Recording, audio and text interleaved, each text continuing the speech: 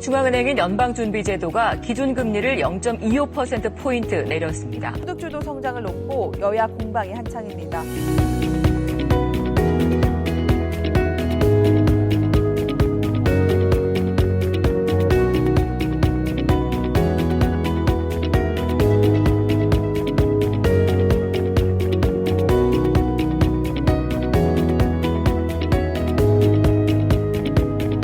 국내 주요 연구기관들도 다 반등한다고 얘기하는데 도대체 누가 위기라고 이야기하는 건가?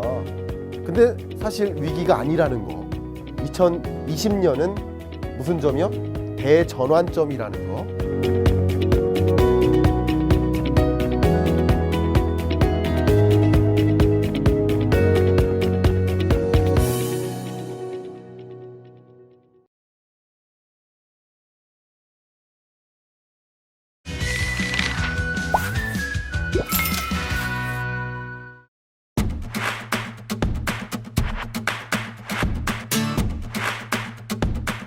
안녕하세요. 전국에 계신 경할몬 여러분, 경제 읽어주는 남자 김광석입니다. 반갑습니다. 네, 감사합니다. 네, 좋습니다. 네. 이번 주 경제 읽어주는 남자의 주제는 월드뱅크가 바라본 2020년 경제 전망입니다. 제가 여러분들께 꼭 강조해서 설명드리는 몇 가지, 여러분 꼭 이거는 보셨으면 좋겠다 하는 그 보고서가 있는데, 그게 IMF의 경제 전망, 그리고 월드뱅크의 경제 전망. 여러분이 직접 보실 시간이나 여유가 없으시다 그러면 제가 읽어드리겠다라고 말씀드렸죠. 기본적으로 말씀드리면 월드뱅크는 경제 전망 보고서, 세계 경제 전망 보고서를 1년에 2차례 발간하죠. 1월달, 6월달. 당연히 그 즈음엔 제가 그걸 읽어드릴 작정입니다. 그리고 IMF 보고서는 크게 4차례 발간된다라고 보시면 돼요. 크게 1월달, 4월달, 7월달, 10월달 이렇게 되는데, 4월과 10월이 풀 버전이고요. 풀 페이퍼고요. 1월과 7월은 업데이트 버전이에요. 아시겠죠? 그러니까 되게 짧아요. 그 4차례의 IMF 보고서, 적어도 2차례, 이제 업데이트 버전은 좀 무시하더라도 2차례의 IMF 보고서, 월드뱅크의 세계경제전망 보고서, 이 두 가지는 우리가 관심 있게 볼 필요가 있겠다, 이 말씀 드리면서 시작하겠습니다. 먼저 2019년에 나왔던 월드뱅크의 경제전망 보고서의 표지를 잠깐 보여드릴게요. 왜 그러냐면 이 표지에서 의미하는 바가 굉장히 큽니다. 어떤 감각을 좀 가지시면 좋을 것 같습니다. 이 경제를 어떻게 판단하나 하는 그 감각을 이 부제를 통해서 좀 느끼시면 좋겠습니다. 2019년 1월 달에 나왔던 월드뱅크의 경제전망 보고서 표지는 주제가 Darkening Skies, 어두워지는 하늘. 의미하는 바가 크죠? 2019년을 어두워지는 하늘에 비유했습니다. 굉장히 어렵겠다. 그리고 2019년 6월 달에 나왔던 보고서는 Heightened Tension, 이게 뭐야? 긴장이 고조된다. 무슨 얘기예요? 주로 미중 무역 분쟁이 격화되는 시점이었기 때문에 긴장이 고조되고 기업들이 투자를 엄청나게 위축한다. 이게 2019년에 6월에 나왔던 보고서의 표지입니다. 자, 그런데 2020년 세계은행의 경제전망 보고서의 표지가 어떻게 달라졌을까? 부제가 슬로우 그로스.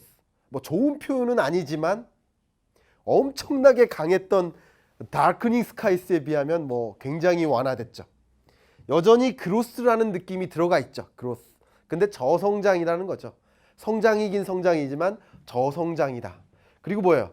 팔러스 챌린지스. 그러니까 정책적으로 경기 부양을 위해서 엄청나게 노력한다. 도전을 하고 있다. 그런 모습. 어쨌든 회복의 느낌이에요. 그죠?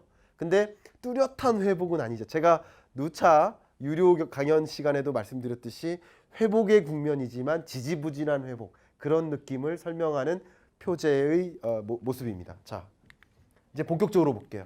가장 중요한, 이 두꺼운 보고서의 가장 중요한 내용은 이 장표에 들어가 있는데, 이것을 또 가장 중요한 부분을 좀 오려보면 잘 안 보이시니까 이렇게 되겠죠. 물론 당연히 이 월드뱅크 보고서는 제 블로그에 같이 담아 놓겠습니다. 필요하신 분은 다운 받아 보셔서 비교해도 좋습니다.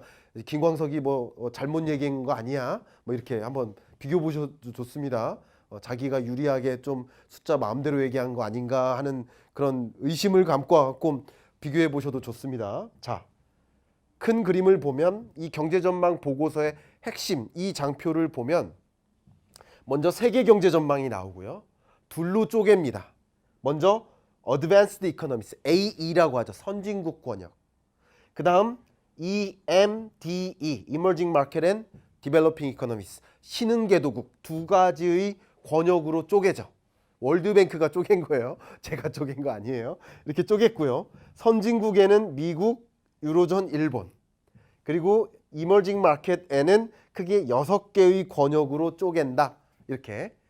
먼저 여기서는 그냥 세계 경제 전망만 가볍게 보겠습니다. 두 가지 관점에서 보셔라 제가 누차례 말씀드리죠. 두 가지 관점. 하나는 흐름을 먼저 보시고 두 번째는 기존 전망치에 비해서 얼마나 조정됐는지 흐름과 조정을 보셔라. 두 가지. 흐름을 보신다. 먼저 2019년 경제는 2.4%로 근래 들어 가장 낮은 저점. 그리고 2020년과 21년은 완만한 회복, 2.4에서 2.5로 회복, 어쨌든 회복. 근데 굉장히 미흡한 회복. 그래서 슬로우 그로스라는 표현을 쓴 것 같아요. 됐죠? 충분히 이해하셨죠? 흐름을 먼저 보시고 그다음 어떻게 모디파이 됐는지 수정을 보겠습니다. 어떻게 조정됐냐면 기존에 6월 달에 2019년 6월 달에 이 경제 전망 보고서가 나왔을 텐데 그때는 이 느낌이 뭐냐면 2.4가 아니라 2.6으로 전망했던 거예요. 근데 그때보다도 그러니까 작년 6월 달에 봤을 때 2019년의 모습보다 지금 2019년이 간 마당에 보니까 더 안 좋다. 조정된 거예요. 0.2%포인트 조정됐고요. 2020년도 마찬가지.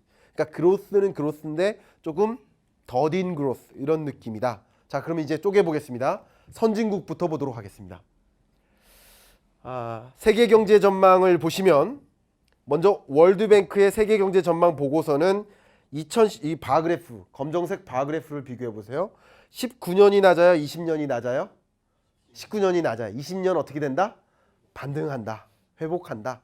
제발 위기 그 얘기 하지 말아 주십시오. 유튜버 여러분 정말 그러면 안 됩니다. 왜 그래요? 정말 왜 그러는 거예요? 위기 왔으면 좋겠어요? 왜 이렇게 위기 얘기하는 거예요? 무슨 근거로? 세계 경제 회복된다고요. 그러니까 월드뱅크가 그렇게 얘기했으면 그냥 믿고 가자 이거예요. 얘가 틀리면 어떻게 해요? 틀리면 어쩔 수 없어요. 그러면 어쩔 수 없다고요. 그냥 믿고 가자고요.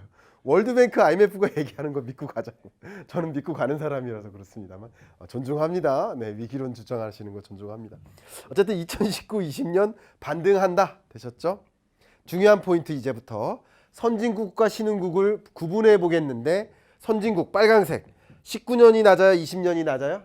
20년이 낮아요. 선진국들은 안 좋다. 됐죠? 그리고 신흥국들은 20년 어떻게 된다? 회복된다. 다시 말하면 우리 반 평균 성적이 20년에 조금 올라간다. 근데 잘했던 모범생들이 잘 못해요. 더 안 좋아져요. 근데 의외로 좀 못했던 애들이 막 성적이 많이 올랐어요. 그래서 반 평균이 올라가는 느낌. 이해가시죠? 보시고 다음 세계 경제의 흐름을 좀 쪼개서 본다면 먼저 트레이드 2019년에 저점이었고 20년에 회복된다. 그러니까 미중 무역 분쟁 등등으로 인해서 트레이드가 많이 위축됐는데 회복된다. 또 중요한 게 투자입니다. 우리나라의 투자만 위축된 게 아니라 글로벌리 모든 나라들이 투자가 위축돼요. 실제로 보시는 것처럼 2019년 완전 저점이었어요. 근데 투자도 2020년 회복된다라고 전망했어요. 그리고 경제를 구성하는 또 다른 하나의 측면 소비도 2019년 저점이고 회복된다. 근데 이게 지금 보시면 이 초록색이 롱텀 에버리지예요. 다시 말하면 회복되긴 하지만 롱텀한 평균선에 비하면 회복세가 미진한 회복이다. 이렇게 이해하시면 되겠죠. 그렇죠? 자, 다음 이제 선진국과 신흥국을 비교해 보도록 하겠습니다. 선진국들. 자, 미국이에요. 미국 성장률은 지속적으로 우하향. 맞죠? 그리고 유로존 20년 우하향. 그리고 20년 저펜 우하향. 그렇죠? 그러니까 선진국들은 다 20년 더 안 좋아지더라. 되셨죠? 다음. 그러면 이제 신흥국들은 어떻게 될까? 선진국 빼고 신흥국들은 어떻게 될까? 제가 누차 말씀드리지만 중국 경제는 참고로 중국 경제는 2020년 5.8% 이제 6%가 깨지는 안 좋은 구조로 가고 있다 이렇게 정리를 먼저 하시고요. 자, 월드뱅크는 이렇게 선진국 말고 나머지 신흥국들을 6개의 권역으로 구분을 합니다. 그 6개 권역 중에 이 동아시아에는 중국이 포함되어 있죠. 중국을 제외하고 보면 그래프를 이렇게 그릴 수 있겠어요. 이해가시죠? 중국을 제외한다면. 그러면 이렇게 놓고 봤을 때 6개 권역들은 다 어때요? 다 하나같이 우상향하죠. 하나같이 우상향하죠. 심지어 20년, 21년까지 우상향하죠. 신흥 개도국들은 우상향한다. 그러니까 여러분 스탠스는 선진국들은 좀 안 좋은데 20년 신흥 개도국들이 우상향하는구나. 이렇게 보시면 되고, 제가 2019년 4월 달인가요? 오마이스쿨 신흥국 경제 전망 4월인가 그랬는데, 그때 제 강연 듣고 제 말대로 그 신흥국 ETF 사신 분들 저 만나면 인사를 안 하세요. 저 만나시면 부둥켜 안으세요. 그래 안 놔줘요. 감사하다. 이미 몇십 % 봤으니까. 그때 진짜 제 역대급 전망이었습니다. 역대급 전망. 어쨌든 신흥국들의 회복세가 뚜렷하다. 지금도 마찬가지죠. 20년, 21년 신흥국들을 중심으로 회복되는 국면 되셨죠? 여기까지가 이제 월드뱅크의 경제 전망을 그냥 그 뭐 몇백 페이지 되는 걸 짧게 이렇게 잠깐 요약한 거고요. 포인트 2가지만 좀 더 말씀드리고 끝낼게요. 3가지. 한 가지는 완화적 통화 정책 기조. 제가 누차 말씀드렸지만 2020년 경제 전망 첫 번째 이슈로 제가 뭐 말씀드렸습니까? 긴축의 시대에서 완화의 시대로의 전환. 자, 월드뱅크도 뭐라고 얘기했습니까? 지금 보고서에서처럼 이게 뭐냐면 loosening, 이게 완화적 통화 정책이에요. 그리고 tightening, 이게 긴축적 통화 정책이에요. 긴축적 통화 정책을 강구하던 나라 수가 더 많다가 이제 2019년 하반기 들어서 완화적 통화 정책으로 모든 나라들이 전환됐다. 미국의 기준금리도 인하하는 스탠스를 가져가고 있다. 이 얘기죠. 어쨌든 완화의 시대로 전환됐다. 다시 말하면 이 배경을 제가 설명드리려면 굉장히 길지만 왜 세계는 회복될까? 이거를 그 배경 중에 하나가 금리 인하입니다. 다시 말하면 완화적 통화 정책이에요. 경제 정책을 두 팔로 나누면 왼팔은 통화 정책, 오른팔은 재정 정책. 근데 왼팔 오른팔 둘 다 팔 걷어붙이고 경기 부양에 나선다. 모든 나라들이 그런 트렌드가 굉장히 강하게 작용한다. 이것은 왜 이렇게 중요할까? 여러분 너무나도 잘 기억하시는 것처럼 2018년 말 그리고 2019년 초까지 가장 많이 얘기됐던 이슈가 뭐였어요? 신흥국 위기. 기억하세요? 프레질 세븐 하면서 신흥국 위기 얘기 많이 했어요. 돈이 종이 쪼가리가 되고 막 이런 것들. 제가 경익남 시간에도 많이 말씀드렸죠. 그때 신흥국들이 굉장히 안 좋았는데 미국은 나홀로 으르렁대면서 금리를 막 인상했었어요. 근데 미국은 금리 인상하는데 신흥국들은 경기를 부양해야 되니까 금리를 더 낮춰야 되는데 금리를 못 낮추는 거예요. 어쨌든 금리의 격차가 벌어지면서 많은 돈이 신흥국에 투자됐던 많은 자금들이 이탈하기 시작하는 거예요. 이탈하면서 신흥국들이 더 불안해지죠. 그러면서 프레질 세븐 이런 것들 등장했는데 이제 미국도 금리를 인하해 주는 거예요. 그럼 신흥국들도 같이 나도 이제 경기 부양시킬 수 있겠어 하면 스탠스가 바뀌는 거죠. 신흥국들이 여지가 생기는 거예요. 그것도 하나입니다. 또 중요한 것은 제가 누차 강조한 차이나 엑소더스 현상. 많은 기업들이 중국에서 기업을 영위하다가 이제 빼서 아시아 신흥국 등등으로 옮겨요. 제가 뉴쇼링이라고 표현했죠. 오프쇼링 그리고 리쇼링 그다음 뉴쇼링. 다른 나라에서 다른 나라로 옮기는 거. 그런 현상들이 본격화되면서 신흥국들이 회복되고요. 또 중요한 거 또 한 가지가 FDI가 엄청나게 유입되기 시작합니다. 투자가 직접 돼요. 신흥국을 중심으로. 그런 현상들이 두드러지게 나타나면서 신흥국들의 반등세가 있는 것이다. 이것도 굉장히 중요한 현안 중에 현안입니다. 자, 그다음 아까 신흥국의 반등을 말씀드렸는데 제가 이걸 표현을 안 해드렸죠. 그냥 무시하시라고 말씀드리면서 이 부분을 잠깐 말씀드리면 이 신흥국 권역들 중에 다 어차피 우상향한다. 다시 한번 강조하지만 동아시아에는 중국이 포함되니까 중국을 빼고 다시 그린다면 이래요. 약간 아시겠죠? 우상향이에요.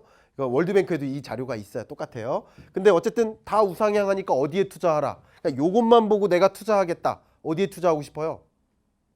이것만 보고 투자하고 싶다. 그러면 성장률의 레벨 자체가 높은 애들에 투자를 해야겠죠. 다시 말하면 다들 빨라져요. 자, 20에서 30으로 달리고 30에서 40으로 달리고 점점점 속도가 빨라지는 건 사실이에요. 됐죠? 근데 어떤 애들은 90에서 100으로 달리고 100에서 110으로 달려요. 그러니까 속도가 더 높은데 더 높아지는 거.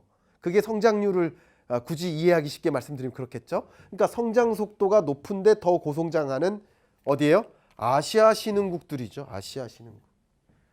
그래서 아시아 신흥국 전망이나 그 편 보면 아시아 신흥국을 더 딥인사이드에서 본 건데 아시아 신흥국에 대한 투자적인 관심 중요하겠다. 이 말씀을 누차 드렸던 거예요. 자, 근데 이 신흥국 권역을 여러 가지로 나누는데 그 중에 하나가 라틴 아메리카 계열. 그죠? LAC라고 합니다. 그 다음에 ECA, Europe and Central Asia. ECA 이 두 가지를 잠깐 볼게요. 먼저 ECA 우상향하죠. 잘 기억하세요. 우상향하죠. 그런데 ECA 중에 러시아와 터키는 ECA에 포함되어 있는 러시아와 터키의 반등세가 굉장히 뚜렷해요. 굉장히 뚜렷해요. 그래서 이 둘을 제외한 ECA는 그렇게 뚜렷한 회복은 아니다. 그러니까 ECA의 회복은 주로 러시아와 터키를 중심으로 일어난다. 이게 월드뱅크의 전망입니다. 되셨죠? 투자적인 관점에서도 굉장히 중요한 현안인 거예요. 다음, 앞으로 다시 가서 그 다음 LAC를 잠깐 볼게요. 라틴 아메리카 계열입니다. LAC를 잠깐 보면 거기에 아르헨티나, 브라질, 멕시코 이 세 개 나라를 또 집중해 봤는데 이 세 개 나라의 성장세가 굉장히 뚜렷해요. 그런데 이 세 개 나라를 제외한 LAC를 다시 보면 성장세가 그렇게 뚜렷하지 못하고 또 21년에는 오히려 하락해요. 다시 말하면 LAC, 라틴 아메리카 계열의 신흥국들은 주로 아르헨티나, 브라질, 멕시코의 회복세가 뚜렷하다라는 것이죠. 그러니까 이제 또 브라질, 멕시코, 아르헨티나 이런 지역에 대한 또 관심도 주목되는, 굳이 따지면 우리 브릭스라고 표현하는데 차이나를 제외한 브릭스. 이런 투자적인 관점에서도 이 회복세에 좀 집중할 필요가 있겠다. 제가 뭐 경제 읽어준 남자 짧은 강연이기 때문에 길게는 많이 말씀 못 드리지만 어쨌든 이런 커다란 세계 경제의 흐름을 이 월드뱅크 보고서를 통해서 충분히 느끼셨을 거라고 생각이 되고, 아마 월드뱅크 보고서 저번에도 한번 제 블로그에 올려본 적이 있는데 보고서가 굉장히 두껍고 무거워서 잘 안 올라가져요. 그게 20MB라는 그 기준이 있습니다. 아마 제 기억에. 그래서 이제 다 올라가진 않을 텐데 가장 중요한 부분이라도 좀 잘라서 제가 올리도록 하겠습니다. 필요하신 분들은 다운 받아 보셔서 제가 얘기한 거랑 비교해 가면서 한번 보셔도 도움이 되지 않을까 생각을 합니다. 자, 이번 주 경제 읽어주는 남자 월드뱅크가 바라본 2020년 세계 경제 전망 마무리하겠습니다. 감사합니다.